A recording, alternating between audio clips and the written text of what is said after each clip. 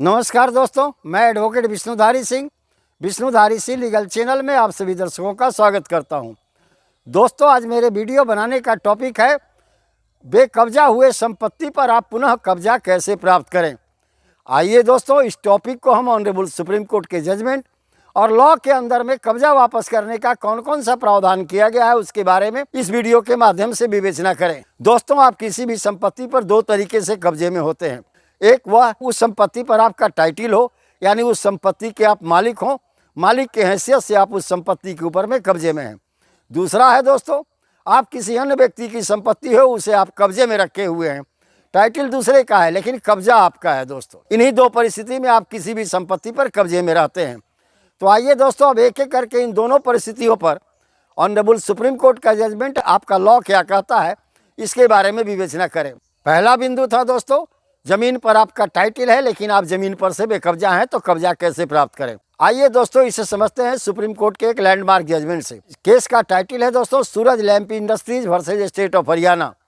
11 अक्टूबर 2011 को इसका डेट ऑफ जजमेंट है। दोस्तों, इसका स्पेशल लीव पिटीशन नंबर है, जिसे आप साइटेशन नंबर भी कहते हैं। दोस्तों, वो है 13,917 यानी 13,917 ऑफ 2009। उपरोक्त केस में ऑनरेबल सुप्रीम कोर्ट ने निर्णय सुनाते हुए यह कहा कि किसी भी संपत्ति का टाइटिल का दस्तावेज है registered sale deed, registered deed of gift, खतियान, रजिस्टर्ड रिलिक्विशमेंट डीड, ये सब टाइटिल के दस्तावेज हैं। इसके आधार पर आप जमीन के मालिक बन सकते हैं। दोस्तों, लेकिन unregistered sale deed, power of attorney, will, वसीयत, एग्रीमेंट फॉर सेल, यह सब टाइटिल के दस्तावेज नहीं हैं। उपरोक्त केस में इन्हीं दो बिंदुओं पर निर्णय सुनाया ऑनरेबल सुप्रीम कोर्ट ने, कौन टाइटिल का दस्तावेज है और कौन टाइटिल का दस्तावेज नहीं है। दोस्तों, तो जब दोस्तों आपके पास टाइटिल है जमीन का, आपके पास रजिस्टर्ड सेल डीड है या खतियान में आपका नाम है, या आप किसी टाइटिल होल्डर से ज़मीन खरीदे हैं, या कोई टाइटिल होल्डर ने आपको ज़मीन दान में दिया है, तो रजिस्टर्ड डीड ऑफ गिफ्ट होना चाहिए। कहने का मतलब कि आप एक वैलिड टाइटिल होल्डर उस ज़मीन के हैं और आपको उस ज़मीन पर से कोई व्यक्ति बेकब्जा कर दिया है, तो आपके लिए सिंपल सा प्रावधान है दोस्तों, टाइटिल डिक्लेरेशन कम पोजेशन रिकवरी सूट न्यायालय में फाइल करें। यह स्पेसिफिक रिलीफ एक्ट की धारा 5 और 6 के अंदर में होगी, यानी possession recovery on the basis of title, कब्जा वापसी प्राप्त करना टाइटिल के आधार पर, यह लॉ का प्रोविजन हो गया। अब आइए दोस्तों, अपने दूसरे प्रश्न को समझते हैं, जहां पर आपके पास भी जमीन का कागज नहीं है, आपका जमीन टाइटिल नहीं है, और जिसने आपसे जमीन छीन लिया कब्जा कर, उसके पास भी जमीन का टाइटिल नहीं है, यानी दोनों पक्ष जमीन के टाइटिल होल्डर नहीं है, लेकिन एक पक्ष ने जमीन पर कब्जा करके लगातार लंबे दिन से बैठा हुआ है उस जमीन पर। दूसरा पक्ष उसे आता है और कहता है ये ज़मीन खाली करो, इस ज़मीन पर मैं कब्जा करूंगा। क्यों? कि तू इस ज़मीन के मालिक नहीं हो। ऐसी परिस्थिति में आप उससे कब्जा कैसे प्राप्त करेंगे दोस्तों, कब्जा कैसे वापस पाएंगे दोस्तों। तो आइए दोस्तों, पहले कानून के कुछ बेसिक प्रिंसिपल को समझ लेते हैं। Article 65 of schedule 1 Indian limitation act ये प्रावधान करता है कि अगर दूसरे की भी संपत्ति पर आप 12 साल तक निर्विवाद रूप से कब्जे में हैं, तो सेक्शन 27 इंडियन लिमिटेशन एक्ट के अनुसार उस ज़मीन पर आपको मालिकाना हक दे दिया जाएगा। तब आइए इसी पर देखते हैं ऑनरेबल सुप्रीम कोर्ट क्या कहते हैं। दोस्तों, ऑनरेबल सुप्रीम कोर्ट का क्या इस पर मंतव्य है। केस का टाइटिल है दोस्तों शिव शंकरा और अन्य वर्सेज HP वेदव्यासा 4। इसका सिविल अपील नंबर है दोस्तों 10,215 ऑफ 2011। डेट ऑफ जजमेंट है दोस्तों 29 मार्च 2023 एवं लेटेस्ट जजमेंट है इसी साल के मार्च महीने की। इस केस का वादी दोस्तों उस संपत्ति पर मैंडेटरी एंड प्रोहिबिटरी इंजेक्शन लगाने के लिए एक वाद लाया था। दोस्तों, इसमें उसका कहना था कि ये ज़मीन हमारे कब्जे में लंबे समय से थी, प्रतिवादी ने बलपूर्वक हमारे ज़मीन पर कब्जा कर लिया, उन्हें उस ज़मीन पर आने से रोका जाए और उन्हें प्रतिबंधित किया जाए कि कभी भी उस ज़मीन पर वो दोबारा कब्जा प्राप्त न करें।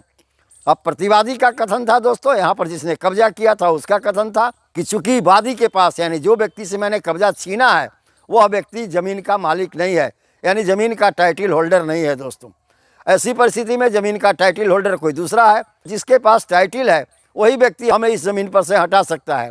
इस वादी को, जो पुराना कब्जेदार था, उसे हटाने का कोई हक हमारे विरुद्ध में नहीं है। यानी वर्तमान केस में वादी और प्रतिवादी, जिसने पहले से कब्जा किया था और जो बाद में कब्जा किया, दोनों टाइटिल होल्डर नहीं है। दोस्तों, तब ऑनरेबल सुप्रीम कोर्ट ने अपना निर्णय सुनाते हुए इस बिंदु पर कहा, ऐसी परिस्थिति में वादी जो है अपना कब्जा वापस प्राप्त करने का अधिकारी है, चूंकि वह उस जमीन पर पहले से है। ऑनरेबल सुप्रीम कोर्ट ने एक दूसरे केस का साइटेशन देते हुए कहा, Nair service society limited versus Rev father KC Alexander. यह 1968 का केस है दोस्तों। अपने इस केस के अंदर में ऑनरेबल सुप्रीम कोर्ट ने निर्णय सुनाते हुए कहा दोस्तों कि इस केस में वादी के पास भी टाइटल का डॉक्यूमेंट नहीं है और प्रतिवादी के पास भी नहीं है, लेकिन वादी प्रतिवादी को कब्जा से हटा सकता है, क्योंकि वादी एक लंबे समय से और पहले से कब्जे में था।